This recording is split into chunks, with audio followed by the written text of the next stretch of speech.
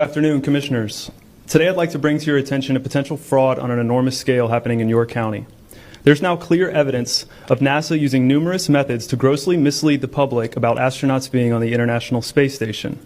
During interior ISS scenes from NASA's own live feed, the use of wires, harnesses, green screens, and virtual reality have been detected to achieve the appearance of a weightless environment.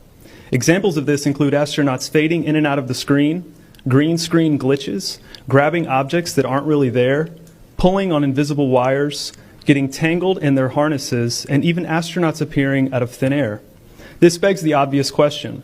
If they're really up there, why are they using Hollywood techniques to fake the footage? Now, unfortunately, I can't show you these clips in here today, but I will be sending them to you. Outside the International Space Station, during spacewalks, air bubbles have been recorded on numerous occasions. How is it possible for air bubbles to be present in the vacuum of space? I once questioned astronaut Scott Kelly about this phenomenon. His body language and answers only created more questions. In 2013, astronaut Luca Parmitano nearly drowned during a spacewalk when his helmet filled with water. This happened again just last year. Air bubbles, helmets filling with water, and drowning. Are they in space or are they underwater? Now, what's really interesting is that they trained for spacewalks in an underwater pool with a complete ISS replica. Now, surely they aren't filming these spacewalks in an underwater pool and then editing them to appear if they're in space, because that sure would be something, wouldn't it? I'm calling on the Brevard County Commissioners to open a full investigation into NASA's fraudulent practices and use of taxpayer dollars.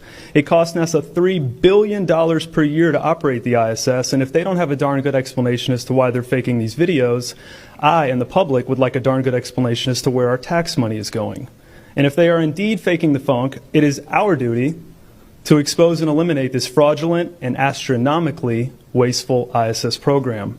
And look, I know what you're all thinking. The NASA is part of the federal government, and you're just county commissioners. Even if what I'm saying is true, what can you do?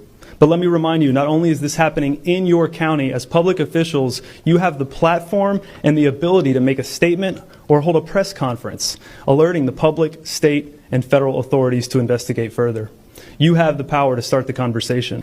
Video evidence of everything I described today will be emailed to you all, and I truly hope we can get to the bottom of this. I look forward to the day that $3 billion annual budget is put towards our veterans, our homeless, maybe some of that mental health stuff the young lady just spoke about, and the revitalization of Brevard County.